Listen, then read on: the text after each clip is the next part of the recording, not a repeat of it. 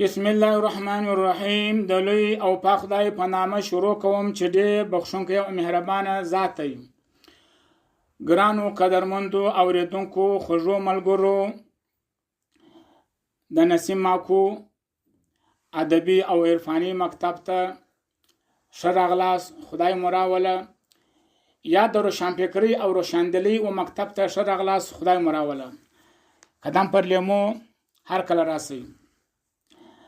د ژبې پیژندلو و بحث ته به ادامه ورکوو، دوام به لري تر څو چې تاسو د مورنۍ ژبې یا د جهان د ژبو سره اشنایي پیدا کړئ او د ژبې د جهان سره بلدیت او پوهنه پیدا کړئ او تاسو د ژبې و حقیقت ته ورسیږئ او تاسو ته قناعت حاصل شي. ولهذا پنځه مرسم او مروج ژبې خدای جل جلاله د انسان د تعلیم د پاره په دنیا کې پیدا کړی دي. هغه پنځه ژبې: اوله ژبه د تقریر ژبه ده، دغه د خولې ژبه او د سر ژبه ده چې انسان بیان پکوي. دوهمه د قلم ژبه ده، القلم احد اللسانین. دریمه د اشارې ژبه ده. څلورمه د تصویر او نقاشي ژبه ده. پنځمه د موسیقي ژبه ده. دا پنځه هغه ژبې دي چې انسانان په دنیا کې د دې وسخه استفاده کوي او د دې وسخه یو او بل ته خپل په حال خبرې یو بل سره او یو او بل ته زده کړه پکوي. بلکې حیوانان هم د دغه ژبو څخه بهرمند دي، بیا برخه نه دي، خصوصا د موسیقي د ژبې څخه. ځکه انسانان همیشه، یعنی ګرد انسانان همیشه سترګې، غوږونو، خوله سالم نه وي. هغه انسانان چې ژبه سالم وي، د تقریر ژبه او د خولې ژبه، د سر ژبه، خو په بها و نعمت دا په دې ژبه خپل مطلب و خلکو ته رسوي، مخاطب وکوي. که چیرې دا ژبه سالمه نه وي نو د قلم د ژبې څخه کار اخیستل پکار دي. بیا به قلم نوشته کیږي، خپل مقابل او خپل طرف به په حال خبروي، خپل مطلب ورسوي او ښوونه او زده کړه به په دغه قلم سره کول کیږي. اوس یو سړی و، نه ژبه سالمه و، ګونګ و او نه قلم زده و، دې سره ته به څه کار کوو؟ او سره د دې کون هم دی. ګونګ او کون سړی چې نه د قلم ژبه زده ده نه د خولې ژبه سمه ده، بیا په دې صورت کې چې سترګې سالمه دي، د اشارې په ژبه تعلیم کول پکار دي، شول پکار دي او یو په بل آل خبرول پکار دي. بل دا یا د تصویر د نقاشي په ژبه، نقاشي ورته کښول کیږي او دا سړی خو سترګې لري، په دې باندې پوهېدلی شي. یعنی دا هم د تعلیم ژبه، د پوهنې ژبه ده، تصویر او نقاشي. تاسو وګورئ، معلمانو څخه تاسو د نقاشي د تصویر د ژبې پوښتنه وکړئ چې هغه خپلو شاګردانو ته په مکتب کې د تصویر په ژبه خبرې کوي. د مکتب کتابونه ته ډیر حد پورې نقاشي پکښې دي، تصویرونه پکښې دي. و یو سړی و، هم ګونګ دی، خړوم دی دلته په دې صورت کې. بیا نو دلته خو د اشارې او د تصویر په ژبه نشي پوهېدلی، ولهذا د موسیقۍ و ژبې ته ضرورت پیدا شو چې دا سړی به د آواز او د غږ د طریقې څخه پوهول کیږي. زده کړه او یا شول به د موسیقۍ طریقه کیږي. تاسو وګورئ، د مثال په تور زموږ پر ژوند کې دا د موسیقۍ ژبه موږ استفاده کوو. موټروانان په دې خبره ډېر ښه پوهېږي. هغه چې په موټر کې سپور شي، د قلم ژبه او د خولې ژبه کار نه کوي، تعطیل دي. هغه د اشارې په ژبې او د موسیقۍ په ژبې باندې خلک خبروي. هغه بوغ وایي، دا بوغ موسیقي ده.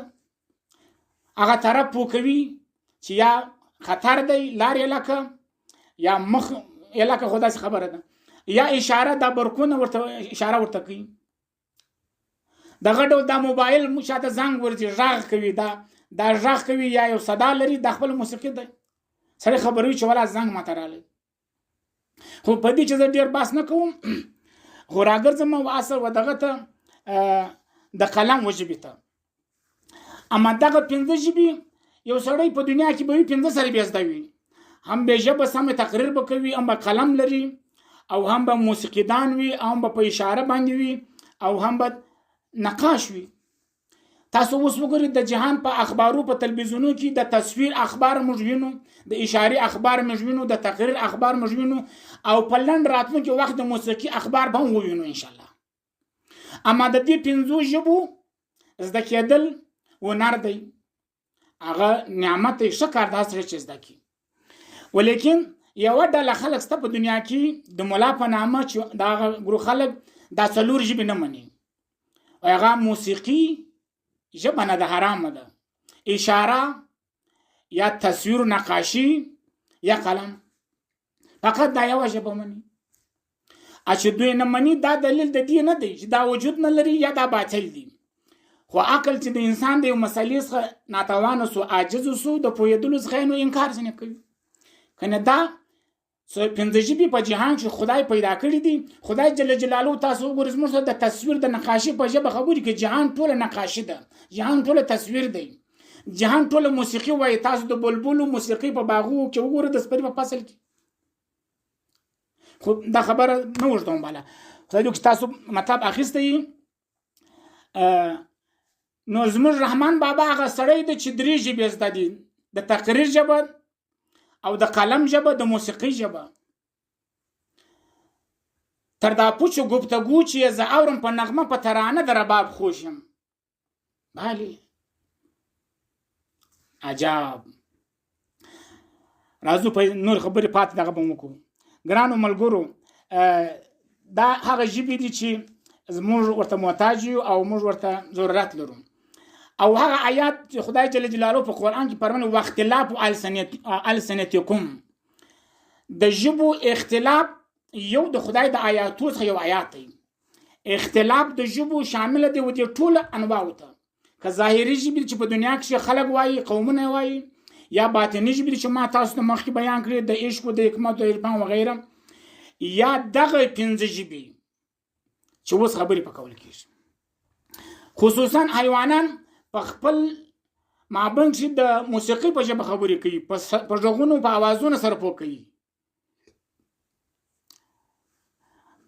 حیوانان هم قابل د تعلیم دي. د اشارې په ژبه موږ کولی چې حیواناتو تعلیم ورکړو، ځکه په قرآن کې تعلیم ذکر دی حیواناتو. وما علمتم من الجوارح مکلبین تعلمونهن بما علمکم الله.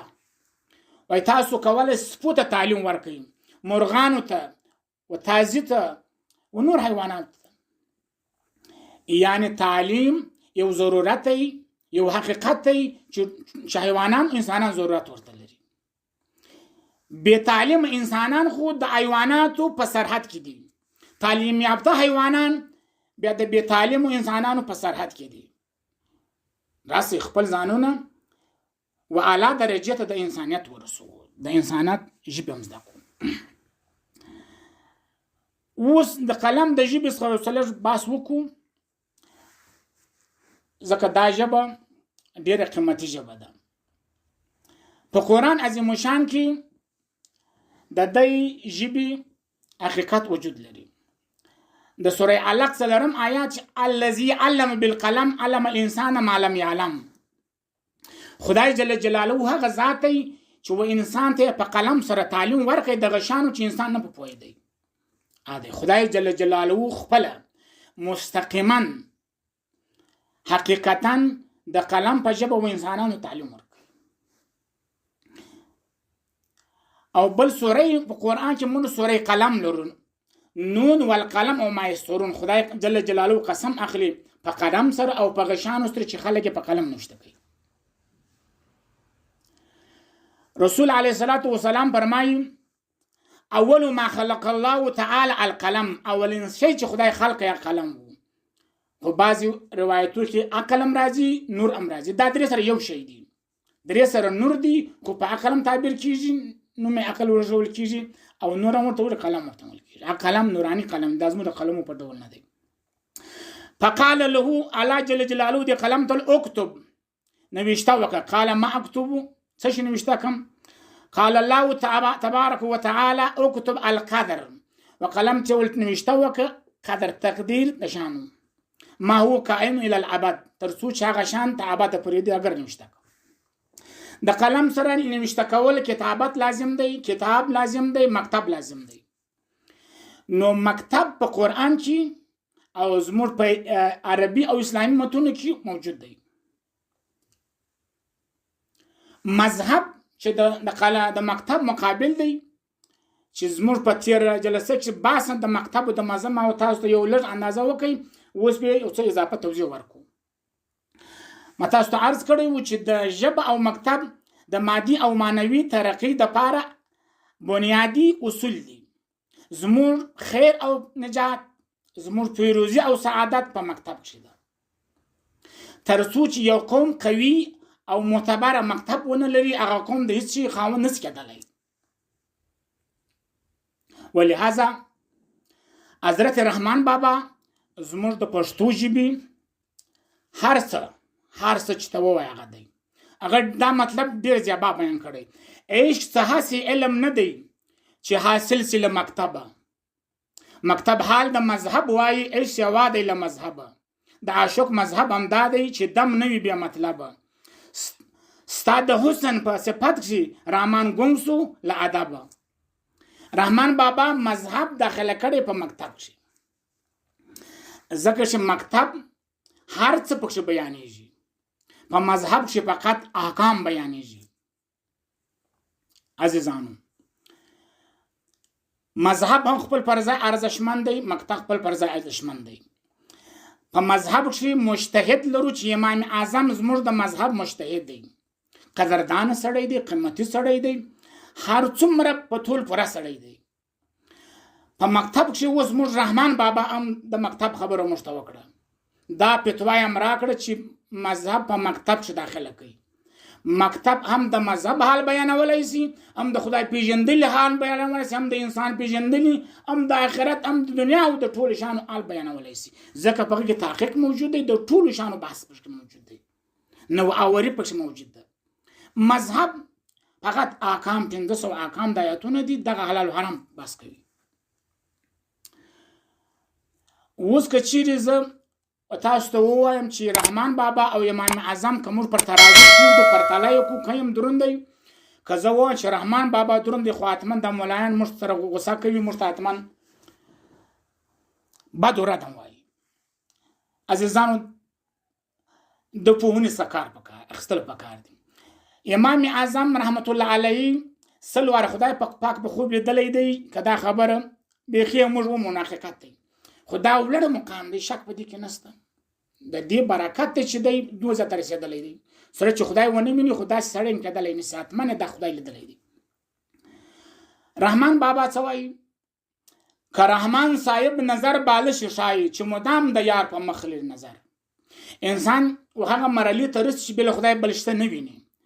رحمان بابا وایي که ماته صاحب نظر ووایاست په ارزي په شایي، ځکه زه ګرد عمر خدای وینم چې مدام د یار په مخ لري نظر. نو ګرد عمر خدای لیدل او 100 واره خدای لیدل که یم دروند دی، تاسو قضاوت وکړئ، که یم لوړ دی. د امام اعظم خبرو حجت ده او د رحمان بابا خبر دی حجت نسی. ای پښتنو، چې رحمان په تاسو کې غریب دی، چې رحمان په تاسو کې څومره بې قدر دی، تاسو د رحمان د پوهنې څخه مستفید او برخمن ولې ځانون نه کړه؟ نو خیر په دې کې ده چې مکتب قوي کو، مذهب هم یوه برخه د مکتب ده او مکتب کې شامل کو. دا کې زموږ خیر سته. تناخله چې د دې کار مخالفت کوي هغه ملایان صاحبان دي، چې دوی په دې مدرسو باندې ډیر تمرکز کوي، چې مدرسې ډیروي، مکتبونه ضعیفه کوي، لږوي. دا کار په ضرر دی، په والله العزیز چې په ضرر دی. دیني مدرسو کې څه ویل کېږي، څه کار کېږي. اوس به دغه شعر ته زه راسم چې هغه زموږ دغه د ژبې د پېژندلو د اول مطلب شعر و. ملا کېدل ډېر په راحت یې، سړی کېدل ډېر په زحمت یې. ملایي پرېږده سړی اوسه چې سړی بې سړیتوب ملامت یې. نوی تفسیر. ملا کېدل ډېر اسانه خبره چې ما تاسو ته وویل چې یو څه کتابونه به زه وایم. سړی کېدل، سړی جوړېدل، سړی پېژندل، دا کار په مدرسې کې، دیني مدرسې کې نه کېږي. دا کار د ملا پر لاس باندې نه کېږي. دا کار په مکتب کې کیږي. مکتب د انسان شناسي د انسان جوړولو د پاره جوړ شوی دی. مکتب ډیر ور تاریخ لري. تر مخ د انسانانو د پیدا کېدو د دنیا پیدا کېدو خدای قلم پیدا کړي. الته کتاب او مکتب د کتاب ویلو ځای، کتابت د کتاب نشته کولو ځای. خدای جل جلاله دا دستور کړی دی قلم ته چې نوشته وکړه کتاب جوړ سي او مکتب جوړ سي چې دا خلک کتابت په مکتب کې وایي. مولای پرېږدل په دا معنا یعنی حقیقت خواته حرکت کول پکار دي. په ملایک چې پاته کېدل، قناعت کول، په خوشاله کېدل پکار نه دی، روا نه دی. ځکه چې ملایکو یو مقصد بذاتی شی نه دی. شریعت طریقه دواړه مقصد لذاتی نه دي. دا مقصد یو حقیقت، مقصد لذاتی خو حقیقت دی. بله دا به وایو د اسباب زده کوو حقیقت برکت کو. ملای پرېږده یعنی ملای زده که قناعت بالا زده که ځینې زه د حقیقت په لور باندې. که چیرې تاسو ملای نه پرېږدئ یو ورځ به راسي چې ملای به تاسو پرېږدي. هغه ملا علي قاري چې د ملایانو سرحلقه دی، هغه چې په مکی شریف داخل سو ملای زین ورکه سو د ملای پسې ګرځي. دا غاجی چې میانه ورکه د میانه پسې ګرځي د ملای پسې ګرځي. ملای ورکیږي ز خپل چې مکی شریف داخل سو ملای نه ورکه سو زی پرې شولم ما هم پرې شوله. دا د سپینډرتو په وخت چې ملای سړی پرېږدي ملای د سړي ورکیږي. د کتابونو اخیستلو چې در ثواخي ملای ورکیږي در خپاته کیږي. د زکندن په وخت چې ملای د ورکیږي در خزي تا پرېږدي تنه. د شهوت د غلبې د غضب په وخت کې په ډیرو مواردو کې د ملای ورکیږي. نو دا څه ملګری دی؟ دا څه دوست دی؟ دا د نمی لارې دوست دی. د دې پرې شول پکار دی. د حقیقت په لور تک پکار دی. د نیم مدرسې مذهب راسي چې په مکتب کې داخل کو. د مکتب اسلام او د مذهب اسلام د دیني مدرسو اسلام متفاوت دی. په مکتب کې هغه بنا او گویا شنوا اسلام ذکیږي چې هم لیدونکی دی هم اوریدونکی دی هم ویونکی دی. ځکه د تحقیق اسلام دی. په مذهب کې او په دیني مدرسو کې اسلام ذکیږي خورون او کون او ګون. همدغه وجه ده چې زموږ خلک ډیر وشاته پاتې سو. په دینی لحاظ په اسلامي لحاظ تر نړۍ پاتې سو. افغانان پښتانه دی په دې پوسی ای پښتنو ملایانو په دیني مدرسو کې تاسو قران عظیم شان علم دی دا موږ درسو. خدا قران عظیم شان د خدای علم دی. د امام رازی په ژبه درسو یا د روح المعانی په ژبه درسو یا د مظهری په ژبه درسو وغيرهم. راسو قرآن په خپل ژبه درس کو چې په مکتب کې قرآن په خپل ژبه تدریس کیږي. حدیث د پیغمبر موږ تدریسو په دني مدرسو کې ولیکن د ملا علي قاري په ژبه درسو د نور خلکو په ژبه. فقه حنفي چې موږ درسو د فتل قدر او يرد موتار او نمدن قاضي او پلان راضي او د پلان د داش خلکو په ژبه باندې. اما د امام رازي خو د مرشدي سي قرآن خو په خپل ژبه تفسیر کړی دی. اگر چې تپلک اوس معنا نه لري باید تر خاور لاندې سیم خپل وخت چې عظیم کار کړی دی.